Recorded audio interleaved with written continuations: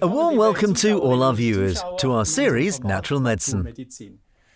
Today, I chose a very special title, namely Light, Love, Life. And I would like to take a closer look at these three pillars of life and discuss the extent to which this is crucial also for our humanity, also for our health. And today I'm able to speak to a good doctor, Dr. Ludwig Reiser. A warm welcome. I say good doctor because I can also treat philosophical topics with you. I can talk to you about quantum physics. I can actually talk to you about any topic, wherever my heart leads to, and that makes me happy and honoured. Welcome again. Thank you. Light, love and life. Yeah. Is there something missing? Let's put it that way. That can be expanded quite a bit, but I would have said water, but light, love.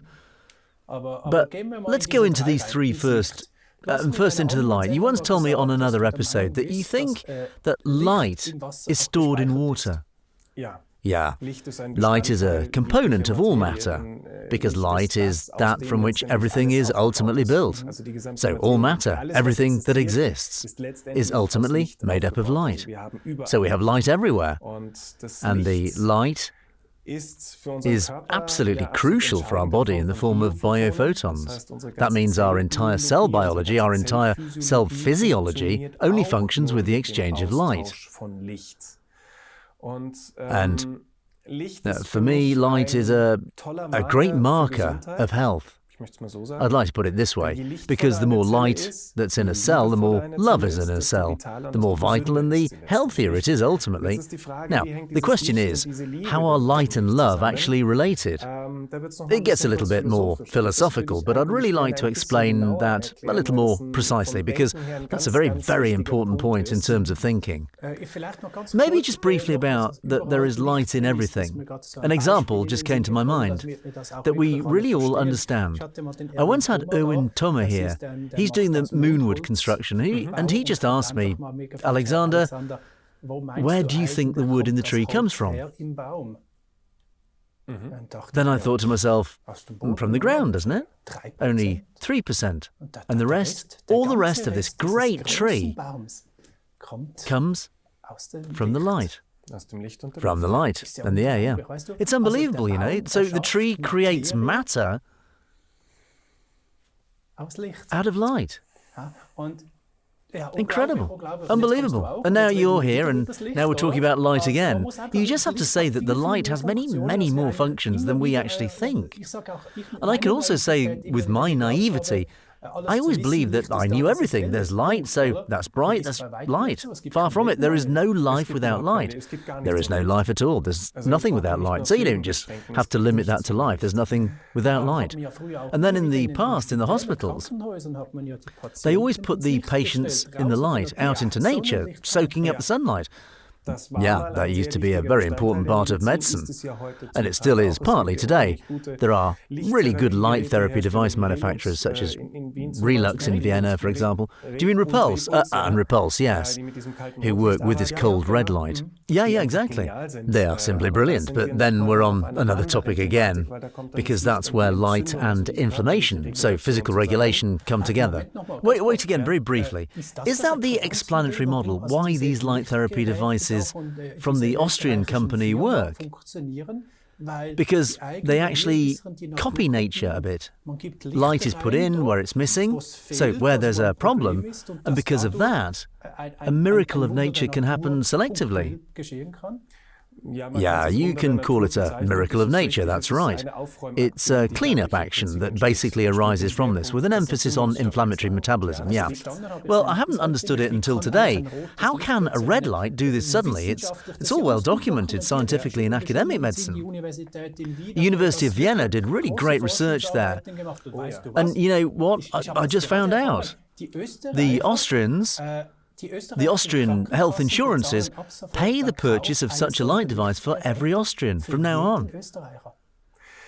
Sometimes they are a bit further than we Germans. Hey, the insurance pays for it. Such a device costs 2,000, 3,000 euros. The insurance pays, so they really got it. Yeah, slowly an awakening is coming, definitely. Unbelievable. So I hope that this company will try the same in Switzerland and Germany to inform the insurances about the scientific facts that the light actually brings a healing. Definitely, there are more than enough studies that prove that. This isn't really a novelty in the classic sense, because light therapy, as you rightly said, has been used therapeutically for centuries. But it's still misunderstood. Yeah, also the cantonal hospitals down here in the canton, they're already working with these devices, so it clearly becomes a topic in academic medicine when the people get it through the insurance already. So it's coming, but now the bridge from light to love. Love is such an empty phrase in medicine, hardly a topic. What do you mean by that? It's not only an empty phrase because physicists have the problem that they neither measure nor define love, nor can they pack it in proper structures. Love is something subjective and something that is never objective. But that's why I enjoy quantum physics so much, because that's where physics leaves objectivity and must react to subjective aspects with. And that's also the area where light and love become a very clear, connected topic. You also describe this topic with the subtitle Cosmic Forces. Cosmic forces, light is one of the most central cosmic forces, and there are different directions of flow, so to speak. May I take a little discourse here into quantum physics? I'm looking forward to it. There are two basic forces in the cosmos. The one force that we all know is entropy. That is the decay of things, thermodynamics. Everything that exists will break, period. No matter if it's a mountain, no matter if it's a human, plant, car, house, no matter what. Everything breaks at some point. So there's a force in the universe that is driving everything apart a bit. That takes the things away. But there's also a force in the universe that brings everything together. We can now call this force adhesion force. There are many different terms and physical formulas. This is the force that causes an oxygen atom to combine with a hydrogen atom. It's the force that holds metal atoms together. It's the force that brings molecules together. It's the force that brings cells together. And it's ultimately also the force that brings people together. And now we talk about love, because we all know the power that brings people together. This is like emotional fireworks. It's the most powerful force we have in life. Everyone who's ever seen love knows love overrides all rules and makes you do things you haven't done before. Because of love, because of this power, wars have arisen, states have been declared, peace alliances have emerged and so on. It is the most central force, and in my opinion this applies not only between people, but ultimately also between the rest of existence. Because we're subject to thermodynamics. We also disintegrate at some point. You notice it, beard hairs turn white, it happens to me too. Thank you very much. Sorry, it's all good. I just shaved, but it's starting for me too. That's thermodynamics, the disintegration of things. It's just normal. But there is also the other side. And ultimately, the light is the explanatory element. If you have a substance, it slowly disintegrates. Let's take something, a piece of wood, that's stored somewhere in a pyramid, where it can be stored for millennia. Then at some point it turns to dust. Why does it turn to dust? For the very simple reason that the molecules in there slowly lose their energy. And that energy is pure light. So one can say that the light evaporates slowly from the matter, and therefore it loses its stability and crumbles.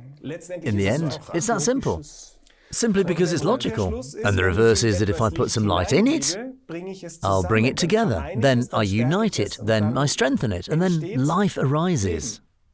So light, love, life are actually just a chain of causation, a logical consequence. And for me, I'd like to go a little further philosophically. It's so great when you look at it on a biological, on a cellular level, and you look at diseases like that. I already talked about cancer earlier. Let's stick with that. Cancer is a disease that removes biophotons. So that means in terms of the cell balance, it's a tissue that sucks energy from the outside. For the sake of understanding, cancer is in the process of fermentation, which means that no more oxygen comes in, and oxygen is likely to be a carrier of light, isn't it? No, it's so complicated I wouldn't go into the matter so deeply now, because then we are, I think, busy for a couple of hours splitting it all apart, and in fact we also get to the limits of my knowledge. If we talk about where, how, what light is in it, we're talking about atomic physics. My knowledge about that is limited, to be honest. Well, you tell me, inside the cancer, I have no more light inside. There is still a bit of light, otherwise it would only be dead matter. But probably it is decreasing. Now we know that with the cell membrane potential, the energy is also constantly falling. And the crucial point is it draws energy away from the environment. That's one of the important points. From the milieu, right, from the milieu. And this lack of light, this loss of light, has its origins, its causes. For example, they're also found in our consciousness, in our spiritual world. They're also clearly to be found in biochemistry and microbiology, because there are also microbes that absorb light. And there are also microbes that give off light. In other words, to put it simply, microbes that take in light. These are, for example, fungi. They are usually very problematic for us, and then there are some germs that are in the intestinal environment, for example, that expel biophotons, and thus give our immune system and our metabolism a lot of strength. So that means also this little game between the microbes, between the life forms, happens with the exchange of light. And I'm convinced that if I take a medicinal plant now, for example, then it is a substance. The substance has information, we also know that. But ultimately, the medium behind the water is the light. The more light something has that I ingest, the more light I can also absorb for myself. And for me, for example, it makes the difference between good and bad medicinal plants, because I can take the same plant, a chamomile that has a lot of light, or a chamomile that has little light, because it has received little in its growth, or because it's lost a lot, or something else. And there I have a huge difference in the effects of this single substance alone. Can this light be called biophotons? Yeah, in the living form we are talking about biophotons. And that's really what's fascinating, because we've proven that living cells can produce biophotons. That means they arise out of the room. They're suddenly just there. And that is an absolute catastrophe for the old philosophical, physical worldview, because that means that matter just arises out of nothing. Plop. It does. We can see the tree. Yeah, but there many molecules are connected that are already there. The carbon dioxide is taken from the air together with the light. It's converted into cellulose, and from this the cell membranes are formed. So there is actually a material physical reaction behind it that can be understood. But I agree with you. There is always more light in the result than was previously available as a source. And if you remember the subject of water, I also said that water is a carrier of information. The light behind it is what informs the water, and there are many who say that this water arises from the light of life. So it's a waste product of life itself, so to speak, and that arises from light. And that's what fascinates me so incredibly, because we can take that for our understanding of the world. You mean the sea is actually a collected pool full of energy, full of light? Yeah, that came out of life. Because if we look at the cell itself, we can make this observation that cells produce biophotons who are just there, and they're built into the matter. So they actually create substance, real matter. I mean, of course, I fully understood the fewer biophotons we take in, the sooner we get into decay. So in this thermodynamic law that we will eventually disintegrate and die, yeah, but that would have to mean, conversely, that we have to make sure that we ingest a lot of biophotons. Exactly. In the form of biophoton food. Or is there another source? How can we ingest light? No, there are a lot of sources, so the food is already clear. We can talk about oils and fats there, because they are a very valuable source of light, for example. Also about chlorophyll, there are great substances, but I think the most important source of inner light is something we all know. That's love. When you're in love, you're not hungry, not tired, and actually have no ailments. All problems are solved. Why? Because we just shine. We shine from within. And this light actually arises from our mind. It's our mind and our soul system that fell in love, however it happened, where this feeling, which then also has substantial messenger substances, of course, belongs to it, but ultimately, love is an unimaginable source of energy, which we then carry outwards. I got it. And how it works with this feeling is that it's not like that once it's gone, you fall into a hole and you have less energy than before. So it was not over-exploitation, but it was effectively a production, an internal power plant that produced this energy. Exactly. And then there is a consequence for health. There are so many things, problems that cost us light. We can talk about nutrition again. We can also continue with microbiology, which is really robbing us of light. But we can also go a little further in our personal environment. How much light is robbed of us by our surroundings? With annoying comments, with stress on the road because the one in front of us goes too slow or whatever. All these topics, everything that, in a philosophical sense, darkens our mood, has robbed us of light. And that ultimately makes us sick too. And then it's also logical why a bad mood makes you sick, because we're running out of light. And with that, we accelerate our disintegration. Yeah, unbelievable. A book comes to mind that I've read, a real doorstopper about the biography of Paramahansa Yogananda. Do you know it? Yeah, I know. And when he died, his body was laid out and it didn't change for weeks. It was just always beautiful. He had lived a life full of love that, if I take your words now, he has refueled. His battery was full, and the disintegration couldn't really take place so quickly. That is one explanation of why it really happened that way. You could never explain how it actually didn't disintegrate. Exactly. But consequently, I would like to go a little further. When we say that light ultimately creates our matter, light creates our vitality, creates our health. Love is light. And with everything that gives me light, I refuel my system.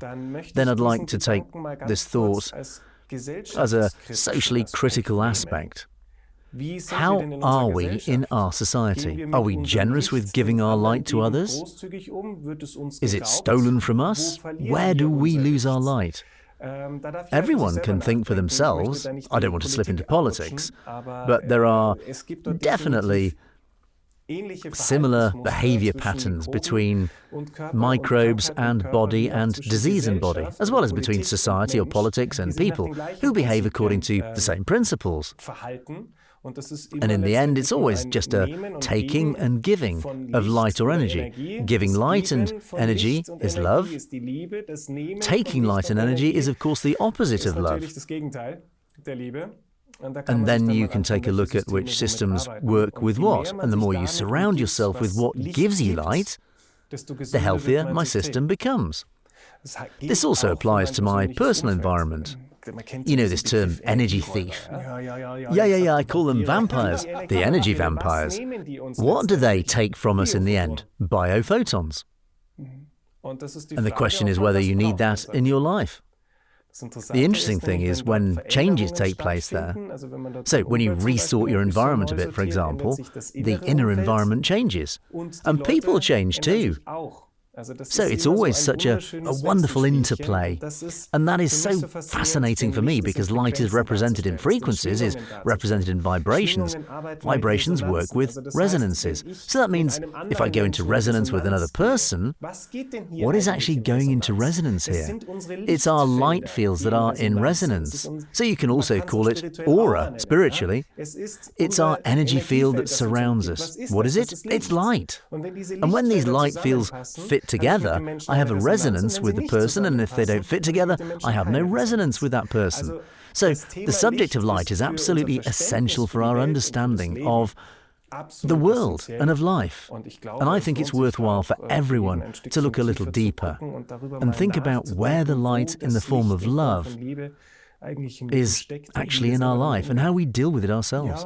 Yeah, we can really end this episode here because everything is said, but let's continue this thought a little more for us, all the viewers, to be an assistance for the future. If people are actually in a health imbalance, then you would actually have to take this knowledge and say that a very important point is that this person gets biophotons. Yeah, good. So one can get incredibly valuable nutrition in the Demeter area, organic quality, to get a lot more biophotons. But actually the most important thing is that they maybe look at themselves, love themselves, self-love, treat yourself, do something good for yourself. But also the people around you should actually try to surround you with love, yeah? Right. Ultimately, the result, or the perfect result, is joy. You always have to be a little careful in the therapeutic sense, because when people have been involved in a long tale of woe, for example, then they're used to receiving light from their surroundings. Yeah, they're sick. Exactly, that keeps them in their victim status. And then you come to a dead end. But if you make it a joy is always your responsibility. Joy is always fun and always brings change and progress. And in my opinion, it's also one of the largest sources of biophotons. Because we shouldn't forget, we as humans can not only absorb biophotons, but also produce them ourselves. Take the love. What is the most healing thing there is? Joy and love. That's why these clown doctors have so much success, because they just get people out of this dark swamp, I would like to call it, and bring them into a light, joyful existence. And in doing so, they change their entire biophoton balance, and with that, their health changes. If you light the candle, it'll burn, and then a lot is possible again. I really love that thought. And I also hope that a lot of viewers will be able to include and follow this thought, because it's just good to talk on this level and to live life consciously. It would also mean for us healthy people that we can maintain this health in us when we express this joy in life and don't allow too much room for many robbers, so to speak. So no bad food, but good food. Just keep bringing in a little bit of energy in the form of these biophotons. Yeah, in the form of joy and love. Great thought. Great show. Thank you very much. It was my pleasure, as always. It was a surprise for me again. I have no idea where the journey is going. We just talk and something nice comes out. I'm so proud and full of gratitude that we were able to share this with our viewers. Thank you very much for this episode. We're now taking a coffee break, but we'll be back for you afterwards. I wish you all the best. See you next time.